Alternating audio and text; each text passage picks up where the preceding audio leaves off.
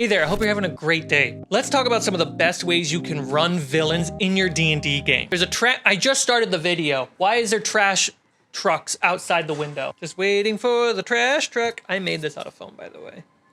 I've already made a video about how to make good and great villains in your D&D game. This is the follow-up. This is the second half. So if you want to talk about the narrative structure of making great villains, that video is first link down below. If you want to learn more about the mechanics and how to run great villains, well, stay tuned. This is the video for you. So show, don't tell. Find a way to break up your evil monologue into the sound bites and little zingers that you're going to say when your monster gets hit in combat. Try to have dialogue with your players. Try to have a negotiation with your players. Maybe they can avoid the villain combat entirely for now. Give your monster vulnerabilities, resistances, and move its action economy into something that's far easier to remember, similar to being a player. Action, bonus action, reaction. Have your progress actions, like villain actions. Tell your players their stats. Give them the AC, give them the health bar. Just give it a shot. If it doesn't work, if it doesn't feel good, just like any homebrew, don't do it next time.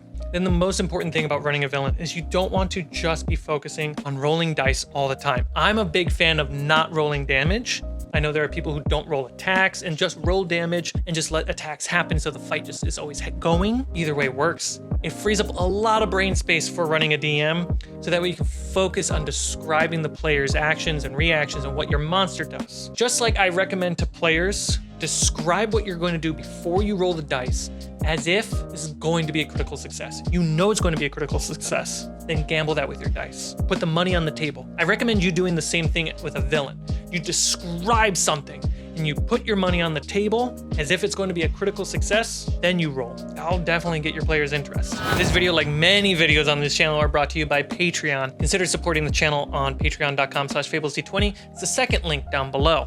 Thank you. Also, we have a cool Discord that you can come hang out. That's the third link down below. Bye. Okay, enjoy the video.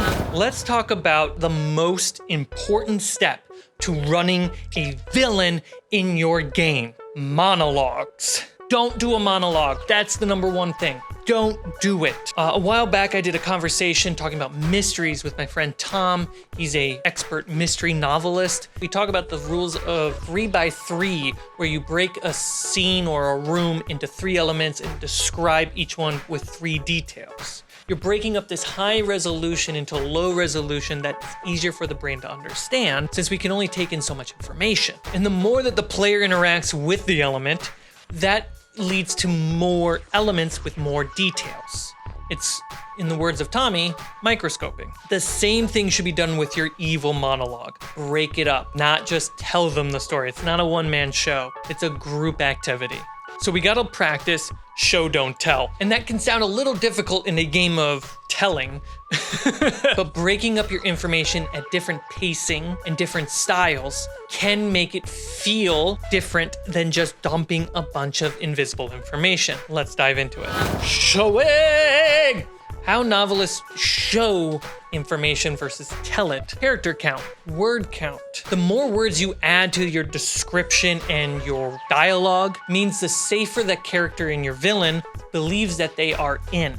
You describe something in high detail when there's time to absorb it. You describe things in less detail when there is no time to absorb that information. Emphasize an action. Put detail and words on just a small thing that the villain does to point out that's something that they're good at. Point out how they react to things. Like, what does a druid villain react to someone wearing metal armor or the suffering of animals? What are those micro reactions? We don't just want to see it all outside of combat, and then in combat it's the classic smack, hit, block.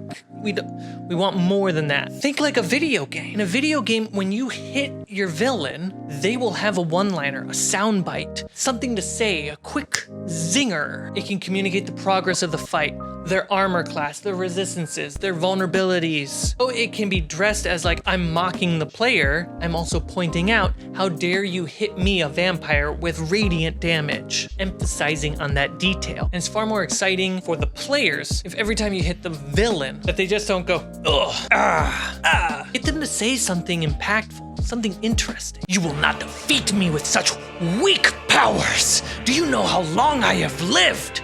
I have seen kings and queens fall and rise. power of your blade will not pierce this heart. Okay, piercing damage.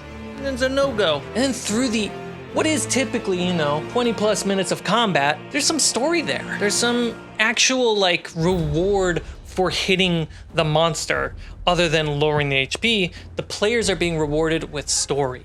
Another great way to show is by literally doing something that a lot of DMs don't like to do because it feels like you're giving too much. Have a health bar that's visible by everybody. Maybe you can make a little slider. Maybe use a health countdown from Etsy. And give your players the AC of the monster as soon as possible. The downfall of tabletop games and video games, unlike a live action movie, you can't really just do makeup to show the damage and the lasting effects of combat. Like, I can't have 5 versions or 3 versions of a mini to show the progress of combat. Oh, now that you beat my $50 dragon mini, here's my other $50 dragon mini just for this quarter of a combat. And that's why a lot of video games will use a health bar. It's very cheap and very effective. It puts the progress of the combat in front of the players, and it gives them the agency to think about what to do next.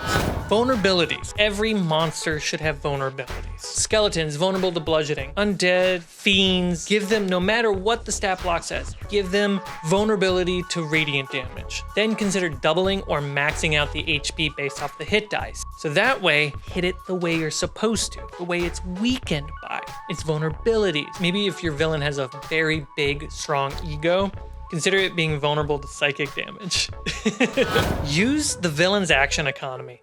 A lot of monsters written in the monster manual have actions, legendary actions, legendary resistances, and that's it. When actually a villain should have actions, bonus actions, reactions. If they have a legendary resistance ability or a legendary action ability, by spending that, it should cost something. I love the idea whenever a villain uses legendary resistance to say no to a saving throw, all the players get advantage on attacks and saving throws against this villain until the end of the villain's turn. That's the cost of me saying no to the players, is no but. In MCDM's Flee, mortals! And in their Where Evil Lives, their monsters have what they call villain actions. It's to replace the whole legendary action thing, but with the focus being villainous, communicating progress in combat. On the back of the health bar that you put on top of the DM screen, put markers where the villain action will happen. So, boom. And the villain action is kind of that reactive,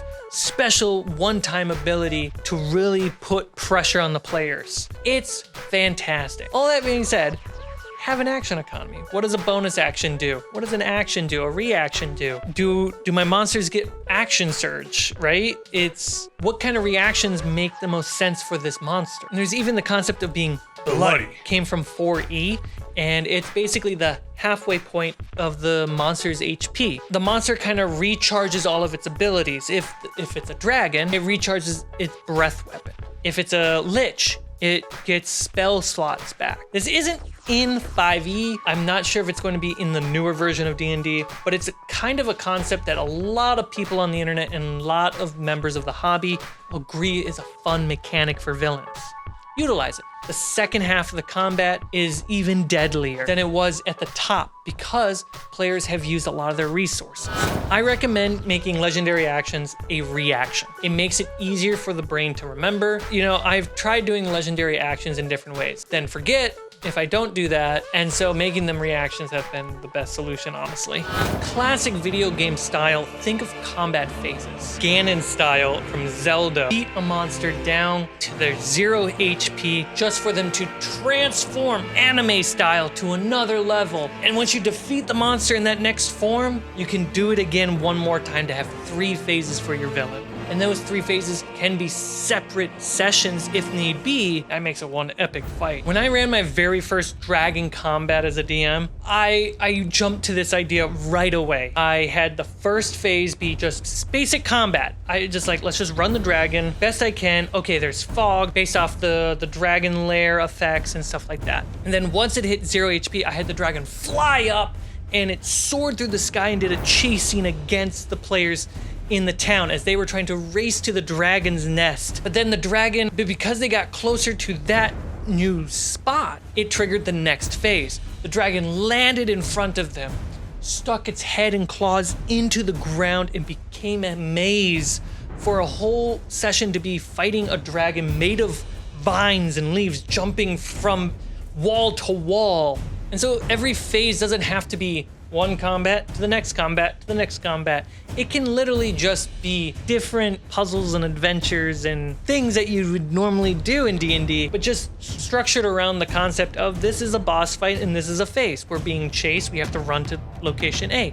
Once we get to location A, the next phase will start.